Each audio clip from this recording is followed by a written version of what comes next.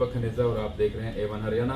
आज हमारे स्टूडियो में मौजूद हैं हरियाणा किसान संघर्ष समिति ब्लॉक जाखल पकड़ी संभाल जट्टा के उप प्रधान मिस्टर जग्गी महल जी। तो जग्गी महल जी, स्वागत है आपका हमारे स्टूडियो में। नमस्कार जी, धन्यवाद जी आपका। जग्गी जी, आप पिछले काफी समय से किसानों के साथ जुड़े हैं। आपने किसान की हर एक बात को संघर्ष के तौर पे लिया है और उसका हर तरीके का काम है जो आपने किसानों के लिए करवाया है। तो आपसे आज कुछ सवालात हमारे रहेंगे। जग्गी जी, मुझे एक बात ये बताएं कि किसान संघर्ष के दौरान अभी पिछले दिनों हमारे हरियाणा पंजाब में कुछ एरिया में बाढ़ आई थी। बाढ़ आने के बाद जो सड़कें टूट गई वो आज तक सड़कें नहीं बनी। इसके बारे में आपने कितना संघर्ष किया, सरकार तक कितनी आवाज पहुंचाई है? देखिए जी, इसके बारे में हमने पहले तो हम आप सभी का मीडिया बंधुओं का धन्यवाद करना चाहते हैं जो आप हमारे इलाके की समस्याओं को उजागर करना चाहते हैं, उजागर कर रहे हो। क्योंकि जो बीजेपी और जेजेपी गठबंधन की हमारी हरियाणा सरकार है, ये बिल्कुल कमी और नाकामी और बिल्कुल नालायक सरकार है जो भ्रष्टाचार में लिप्त है और कानून का या इनको जनता का इनको कोई भी लेन देन नहीं होता। जैसे आपने सवाल किया है कि बाढ़ को लेकर, अब जाखल में हमारे इलाके में जो बाढ़ में बहुत भारी नुकसान हुआ है, सड़कें टूट गई हैं, बांध टूट गए हैं, लोगों को बहुत बड़ी समस्या आई। उस टाइम में सरकार ने उस टाइम भी किसी की कोई बाजू पकड़ने का काम नहीं किया। और अब जब सड़कें टूट गई, बांध टूट गए, अब लगभग 2 महीने से ऊपर बाढ़ आए हुए समाप्त हो चुके हैं, लेकिन सरकार ने अभी तक किसी भी सड़क को दुरुस्त नहीं किया, चाहे वो PWD का हो, चाहे वो मार्केट कमेटी का हो। ज़्यादातर तो सरकार ने जनता के कामों को रोकने के लिए इसको उलझा रखा है। जैसे मार्केट कमेटी को जिला परिषद में ट्रांसफर कर दिया और जिला परिषद को भी पावर नहीं कि वो अपना ये काम करवा दें। PWD भी इस पे बिल्कुल सोया हुआ है। जैसे आपको पता है, मेन रोड है चंडीगढ़ जाखल फतेहाबाद जो है, उसको टूटे हुए 2 महीने से ऊपर हो गए। पिछली बारी कुछ दिन पहले हमने तहसील में धरना प्रदर्शन किया था, तब जाकर के इस रोड में थोड़ा मिट्टी डलवा कर रास्ता चालू जरूर करवा दिया गया, लेकिन उस रोड को पक्का अभी तक नहीं किया गया। ऐसे ही स्टोर रोड है, जहाँ तलवाड़ी का रोड है, जहाँ चांदपुरे वाला बांध था, जहाँ जाखल काशीपुर बांध था, किसी पर भी सरकार ने कोई भी काम करना उचित नहीं समझा। किसान और आम जनता को डूब मरने के लिए ऐसे ही खुला छोड़ रखा है। जग्गी जी, मैं अभी धान की फसल आने वाली है, मेरे हिसाब से जिस तरीके से ये सड़कें टूटी पड़ी हैं, क्या आपको नहीं लगता कि किसानों को बहुत बड़ी परेशानी होगी आने वाले दिनों में? बिल्कुल जी, किसानों को परेशानी तो होगी। इसमें आर्थिक भी हमें जो नुकसान बहुत भारी होगा, क्योंकि जब हम गेहूं की अपना अनाज की ट्राली लेके मंडी में आएंगे, सड़कें टूटने के कारण ट्राली के टायर भी खराब होगा, ट्रैक्टर का टायर भी खराब होगा, वायरिंग भी खराब होगी, जो है किसान का फसल भी उसमें रास्ते में रुलेगी, तो बहुत बड़ा नुकसान होगा। लेकिन सरकार को इसके ऊपर कोई भी ध्यान नहीं है। सरकार सिर्फ चुनाव जीतना और झूठे वादे करना जानती है। चलिए जग्गी जी, मेरा एक सवाल और रहेगा कि पिछले काफी सालों से जैसे कि भारतीय जनता पार्टी सरकार ने किसानों की फसलों का एक बीमा किया था, तो किसान काफी परेशान थे इस बीमा को लेकर। जो बीमा की योजना चलाई गई थी, किसानों को वो रास नहीं आई। वो जो योजना थी सरकार की अच्छी नहीं लगी। आप क्या कहना चाहते हैं? आपने संघर्ष किया किसानों के साथ इसके लिए कि हम लोग ये बीमा नहीं चाहते, या जो फसलों का बीमा हुआ, जो नुकसान हुआ, क्या उसका मुआवजा मिला किसानों को? देखिए जी, हमारा हिसार और सरसा में पगड़ी संभाल जट्टा किसान संघर्ष समिति हरियाणा का लगभग 90 दिन से ऊपर जो है धरना प्रदर्शन चल रहा है, और उसके तहत हमने 300-400 करोड़ रुपए है जो किसानों के खाते में डलवाए भी हैं। लेकिन अभी भी जो बड़ी रकम है किसानों की, वो बीमा कंपनी की तरफ रहती है। उसको दिलाने की जगह बीजेपी ने हिसार में हमारे जो है कोर्ट में किसानों को धरना उठाने के लिए एप्लीकेशन भी लगाया कि ये किसान झूठ बोल रहे हैं, इनको जहाँ से उठाया जाए। कोर्ट ने उसको केस को आज डिसमिस किया है। ये किसानों की एक बड़ी जीत है। लेकिन जो बात आई बीमा कंपनी की, बीमा कंपनी किसानों के फायदे के लिए नहीं बनाई गई थी।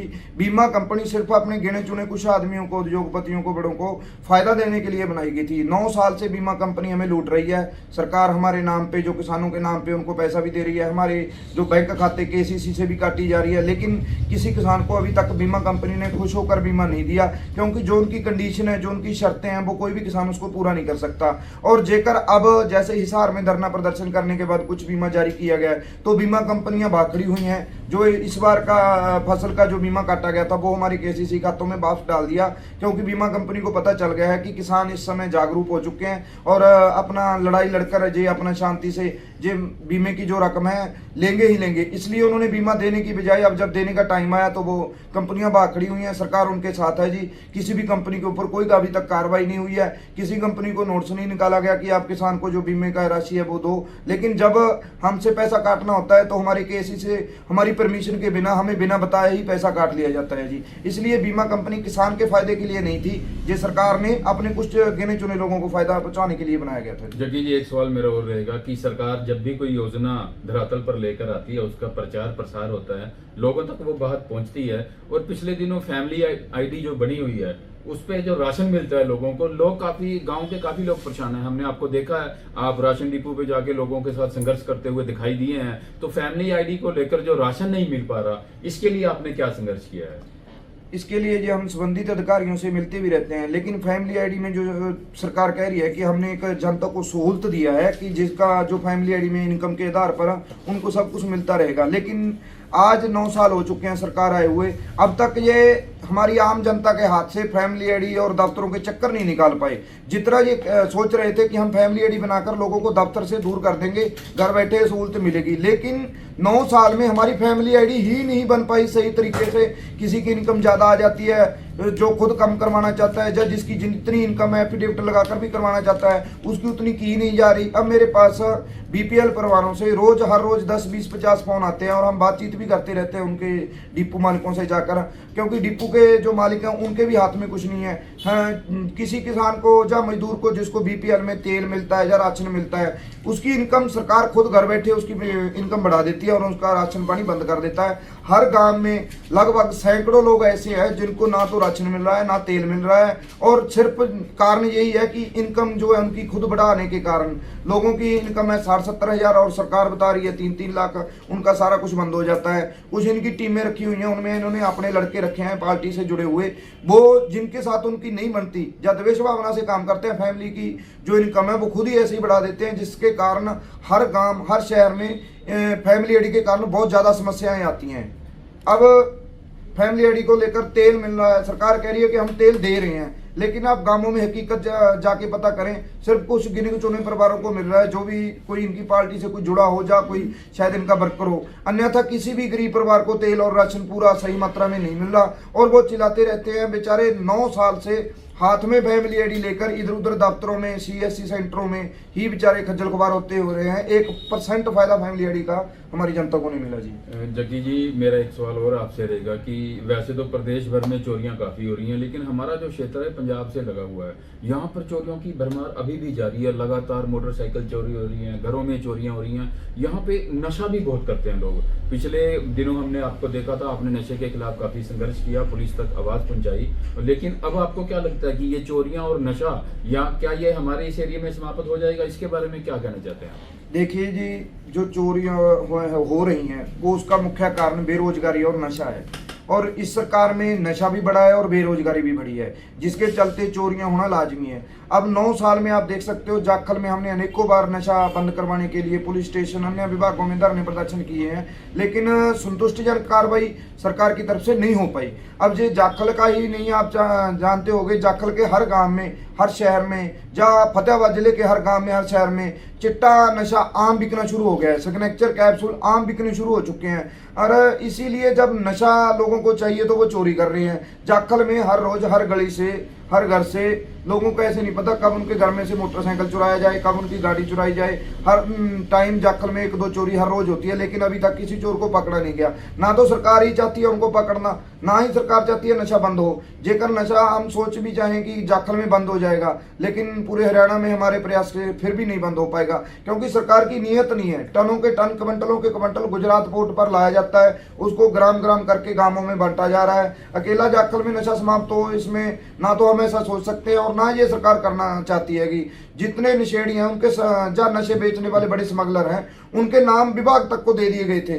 2-3 बार इसमें पुलिस स्टेशन में हम जाके अधिकारियों को उनके नाम दिए, और जो नशा बेचने वाले हैं वो खुला कह रहे हैं कि हमने सरकार को हिस्सा दिया है, फलाने मंत्री को हिस्सा दिया है, फलाने नेता को हिस्सा दिया है, जिसके कारण हम सोच रहे हैं कि यह नशा बंद होना बड़ा नहीं है, और जब तक नशा बंद नहीं होगा चोरियां और बेरोजगारी बढ़ती जाएगी जी। जग्गी जी, मेरा फिर एक सवाल आपसे रहेगा कि आप पगड़ी संभाल जट्टा हरियाणा किसान संघर्ष समिति के ब्लॉक जाखल के प्रधान हैं, और आने वाले कुछ ही समय पश्चात यहाँ पे चुनाव होने वाले हैं। क्या आपकी ये समिति, आपकी ये जो संघर्ष समिति है, क्या जो मौजूदा सरकार है इसके खिलाफ कोई कार्रवाई करेगी?